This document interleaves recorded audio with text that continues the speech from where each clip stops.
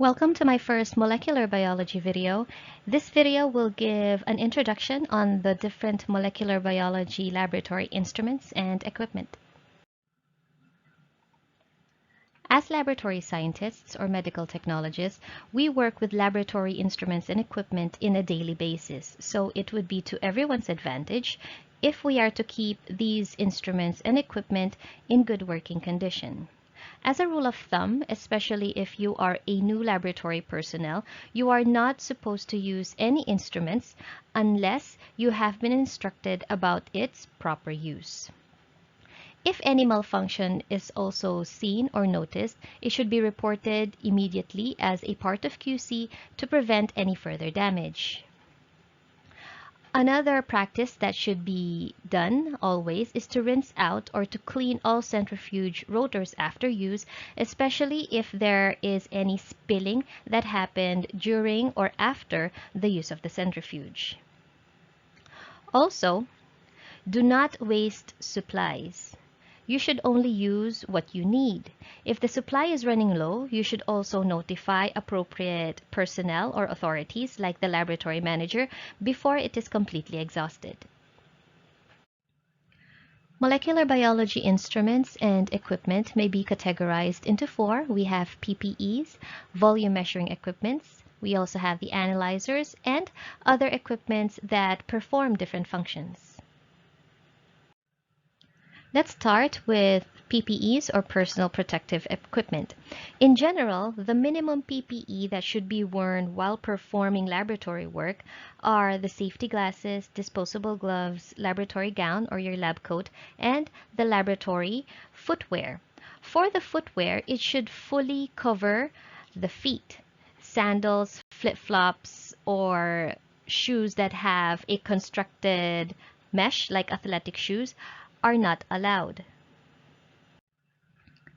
There are two types of volume measuring equipment. We have the non-volumetric and the volumetric glasswares. For the non-volumetric, these are usually for mixing and storing. Examples of these would be the beaker and the Erlenmeyer flask. These are not calibrated. Instead, the measurements or the graduations seen at the side represent the approximations of the liquid capacity. Another type of measuring equipment would be the volumetric glasswares. These measure the exact volumes of the liquid substances because they are calibrated. Examples would be the volumetric flasks. Volumetric flasks are used to prepare solutions of a specific concentration. The second type is the graduated cylinders. These are used to measure volumes of liquid of above 50 ml. Next one are the serological pipettes. These are generally used to measure and to deliver volumes ranging from 0.1 to 50 ml. Syringes are also frequently used in transferring liquid chemicals or solvents in the laboratory. Micropipettes are used for measuring volumes ranging from 0.2 microliters up to 5 ml. The glass Hamilton syringes are used when the plastic pipette tips are not compatible with the liquid to be measured. So these are an alternative when an accurate measurement of volumes are used for the microliter range. Let's talk a little bit more about micropipettes. Since most of the tests that will be conducted in the molecular biology laboratory uses small amounts of volume, the tests performed will depend on your ability to accurately measure these small volumes of solutions using the micropipettes. So, the accuracy of your pipetting can only be as accurate as your micropipette.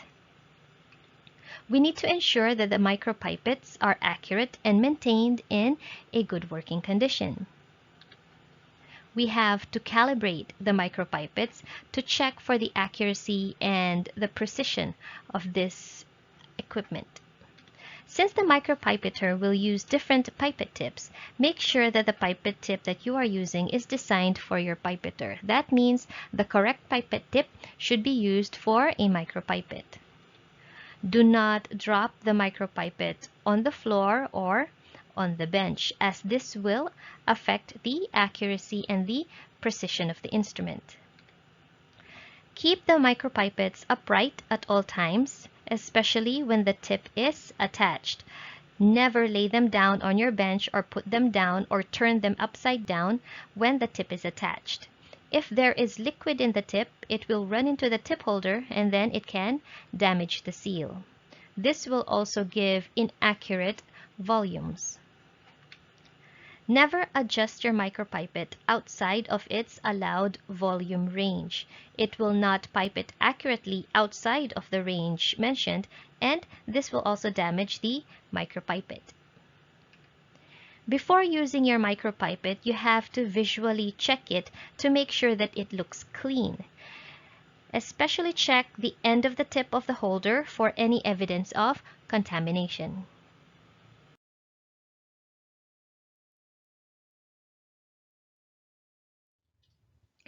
A microscope is a staple laboratory instrument used to examine objects that are too small to be seen by the naked eye.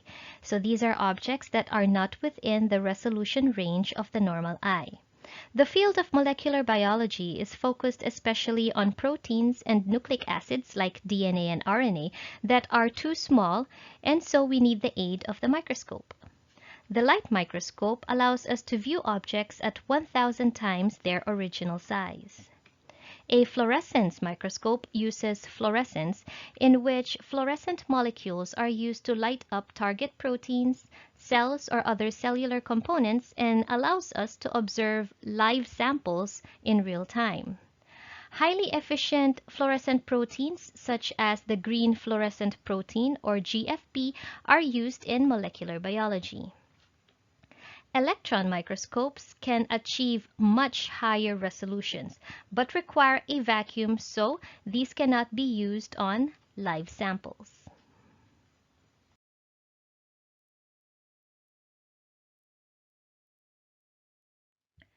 Different analyzers are used in the molecular biology laboratory, like the microplate reader, PCR apparatus, electrophoresis apparatus, spectrophotometer, and chromatography equipment.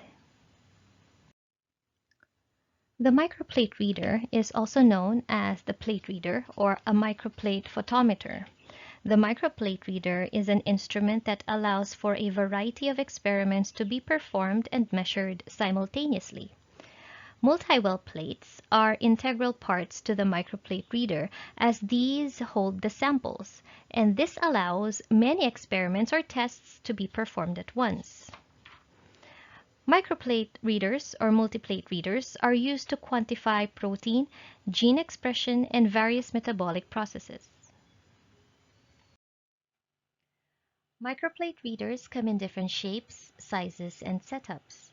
Common detection modes for microplate assays are absorbance, fluorescence, and luminescence.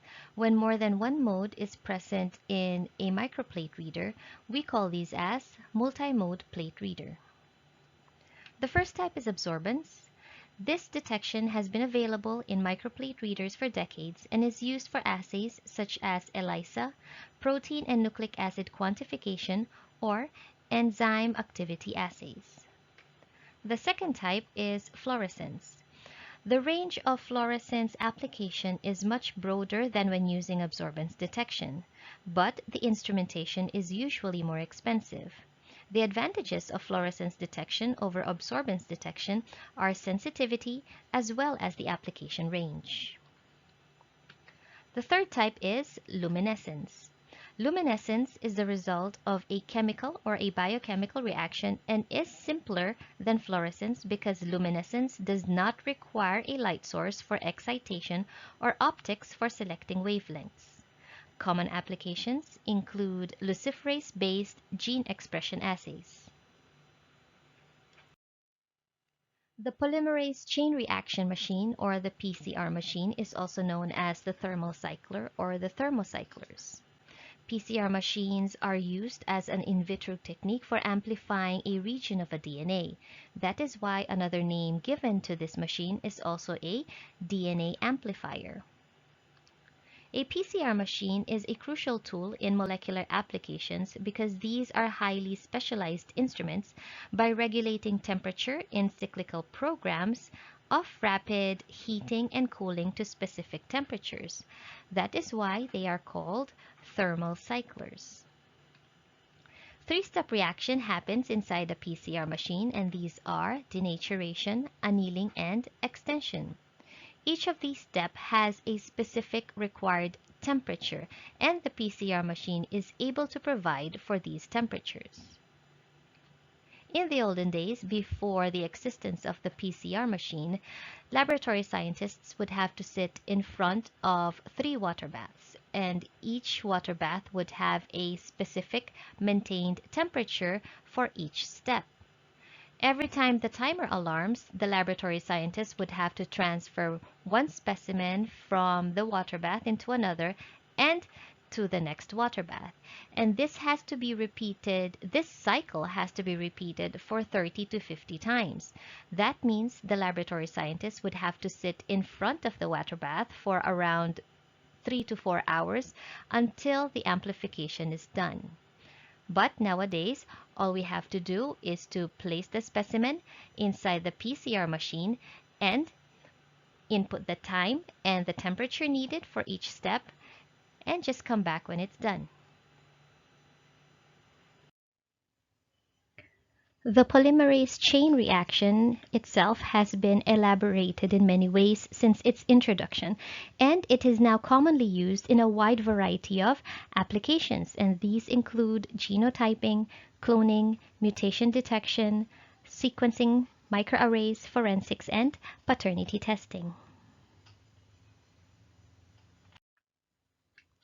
The electrophoresis apparatus is used for the electrophoresis technique, where we can separate DNA, RNA, or protein molecules based on their size and electrical charge. The gel is a matrix that acts as a sieve to separate the small molecules from the large molecules. The gel is placed in a gel box, and at one end of the gel has pocket-like indentations called wells, which is where the DNA samples will be placed. This would allow the smaller molecules to move faster than the larger molecules. The pores of the gel may be adjusted by changing the percentage of acrylamide in the reaction. Higher percentages of acrylamide give smaller openings and are more effective for separating smaller molecules, whereas lower percentages of acrylamide are used when resolving mixtures with larger molecules. At the end of the box is hooked to a positive electrode, and the other end is hooked to a negative electrode. Now, since DNA is negatively charged, it will naturally move from the negative towards the positive electrode. When a gel is stained with a DNA binding dye, the DNA fragments can be seen as bands, each representing a group of same-sized DNA fragments.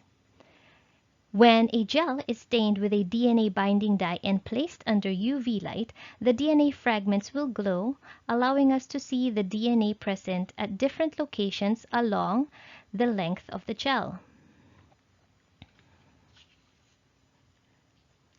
One well, or two, is reserved for a DNA ladder.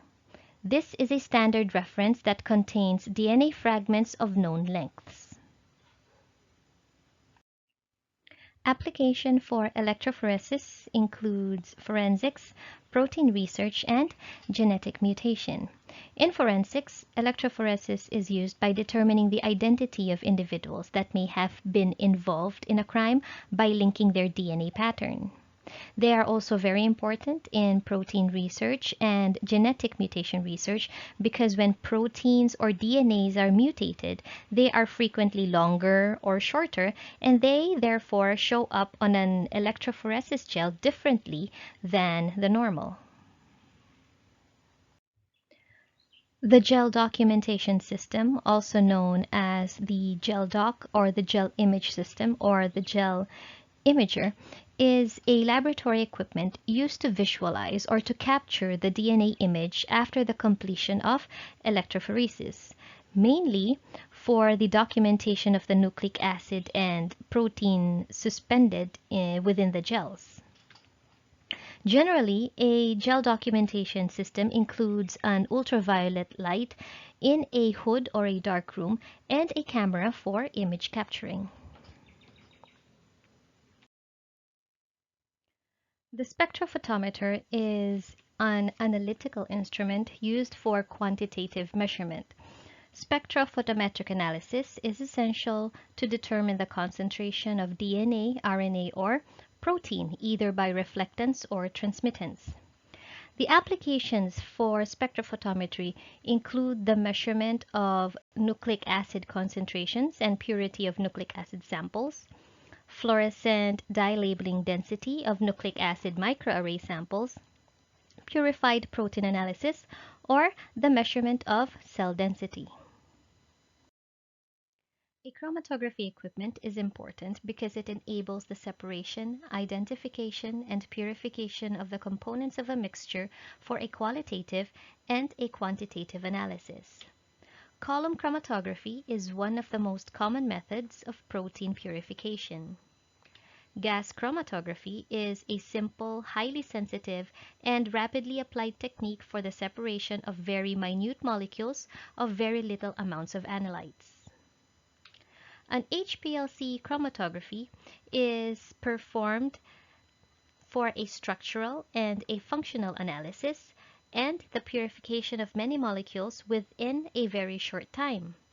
This technique yields perfect results in the separation and identification of amino acids, carbohydrates, lipids, nucleic acids, proteins, and other active molecules.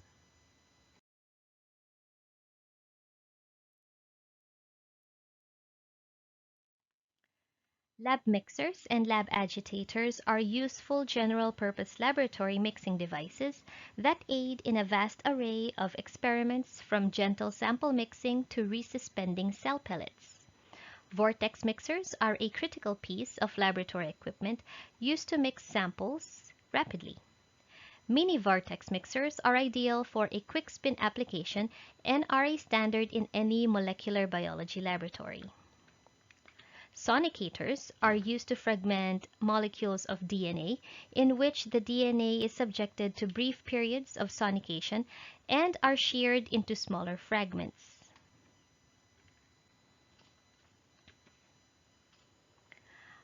Both mixers and sonicators may create a danger in dispersing infectious aerosols, and they must be operated in a biological safety cabinet. A pH meter measures the hydrogen ion activity of a solution, indicating its acidity or alkalinity, and this is expressed in pH. The greater the concentration of hydrogen ions, the more acidic the solution, usually less than 7, and the lower the pH. So the lower the hydrogen ions, this makes it a base solution of more than 7, giving it a high pH. In this relationship, pH is defined as the negative algorithm of hydrogen activity.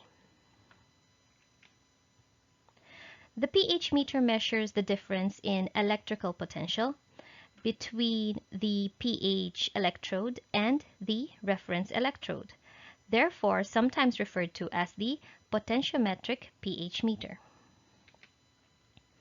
The pH of a solution is the most routinely performed measurement in a molecular biology laboratory, as the pH of any solution affects all chemical and biochemical reactions. It is very important to have a reliable and accurate measurement of the pH. A centrifuge is an integral part of any molecular biology laboratory. It is an important instrument used to isolate DNA and other molecules in a solution, which is often a necessary first step in many procedures. A centrifuge may pose a hazard because of the creation of infectious aerosols and hazardous chemical leaks. One type of centrifuge is the microcentrifuge. These are specially designed tabletop models with light, small volume rotors capable of very fast acceleration used for a short centrifugation time of samples in Eppendorf tubes. Another type of centrifuge is the ultracentrifuge, and compared to the microcentrifuge or the high-speed centrifuge, the ultracentrifuge can isolate much smaller particles. They are used to harvest plasmids, DNA, RNA, and proteins in fixed-angle rotors. The third type of centrifuge used in a molecular biology laboratory is a refrigerated centrifuge. This one is used for centrifugation at 4 degrees Celsius during plasmid preparation, RNA preparation, or simply for pelleting cells. A microwave oven plays an essential role in the kitchen by thawing or cooking food and for popping popcorn. But for many laboratory scientists and researchers in the laboratory, microwaves have become the first choice for media preparation or gel preparation. This method is convenient, reliable, economical, and reproducible. Caution should be taken though while using the microwave is that the solution may become superheated and may foam over when agitated. The autoclave provides a physical method for disinfection and sterilization. Autoclaving uses a pressurized steam to kill infectious agents and denature proteins. Most solutions we work with in the molecular biology laboratory are sterile, and they need to be kept sterile because they are excellent substrates for microbial growth. Even small amounts of microbial contamination can cause problems, especially if you are using amplification techniques such as PCR. All solutions should be kept sterile to allow use over long periods of time. Otherwise, you will find yourself preparing fresh solutions more often than you would like. We also use only sterile consumables in the molecular biology laboratory, like the tips and the tubes, because biological contaminants can be carried on these types of consumables. Plastics and glass should be wrapped in foil or in polypropylene bags or be placed inside autoclavable plastic containers or Pyrex containers before being placed inside the autoclave. Run the autoclave for 20 minutes at 120 degrees Celsius at 15 psi. At the end of the cycle, check that the chamber pressure is at 0 and the temperature is at less than 100 degrees Celsius before opening the door. Sterilization by autoclaving is an acceptable method for decontaminating biohazardous waste before disposal. We are required to decontaminate all potentially hazardous organisms or genetically modified organisms or anything contaminated with such organisms and nucleic acids from such organisms. In other words, pretty much everything we dispose in the molecular biology laboratory should be treated as biohazardous waste. Hot plates are generally used to heat samples or solutions in glass beakers, flasks, bottles, or any other vessels. A magnetic stirrer is widely used in laboratories and consists of either a rotating magnet or a magnetic bar. The main function of the magnetic stirrer is to agitate the liquid, so to speed up the reaction or to improve the mixture. A magnetic stirrer is often used with hot plates. A water bath is a laboratory equipment made from a container filled with heated water. This heated water is maintained at a constant temperature over a long period of time. Water baths are used to incubate a variety of chemical and biological samples, including molecular biology reagents. Water baths can become contaminated with infectious agents and pose aerosol hazards to workers and contamination hazards to research materials. It is therefore important to keep them maintained and cleaned regularly with quaternary ammonium compounds or phenolics. Biological safety cabinets, or BSCs, provide an effective primary containment for microorganisms. BSCs act as barriers to prevent the escape of aerosols into the laboratory and hence minimize the risk of airborne infections. The primary purpose of the biosafety cabinet is to protect the laboratory personnel and the environment from pathogenic microorganisms, as aerosols might be formed during the processing of such microorganisms. These cabinets are provided with HEPA filters that decontaminate the air moving out of the cabinet. There are 3 classes of BSCs. We have class 1, 2, and 3. The interior surfaces of the BSC should be disinfected with 70% ethanol or a suitable non-corrosive disinfectant. Do not obstruct the air grills, and materials should be assembled away from them. You have to wait 5 minutes to purge airborne contaminants from the work area before using it, and then allow another 5 minutes for the cabinet to run with no activity after using. Avoid moving materials or excessive movement of hands and arms, because such movements can disrupt the laminar air barrier at the opening of the cabinet, and this can allow contaminants to either enter or to escape from the cabinet. Keep discarded contaminated material to the rear or at the back of the cabinet, and do not discard materials outside of the cabinet. Do not work with open flames inside the cabinet. Open flames in the BSC will create turbulence, can disrupt airflow patterns, and can damage the HEPA filter. The use of gas in BSC has led to fires, compromised HEPA filters, destroyed cabinets, and injured workers. Alternatives to open flames would be disposable Steriloops, micro-incinerators, or touch plate microburners. Fume hoods should be routinely used to contain hazardous gases, vapors, mists, aerosols, or particulates generated during the manipulation of chemical substances. Materials should be placed at least 15 centimeters inside of the hood. Only the materials and chemicals involved in the experiment should be present inside the fume hood so airflow is not jeopardized. The hood should not be used as a storage cabinet. Avoid cross drafts like open windows or heavy pedestrians or opening and closing of doors in front of the hood. And lastly, do not lean your head into the hood or inside the hood, as this will disturb the airflow and it places you at risk for chemical exposure. And that ends this video about molecular biology laboratory instruments and equipment. I hope you learned a lot. Thank you for watching.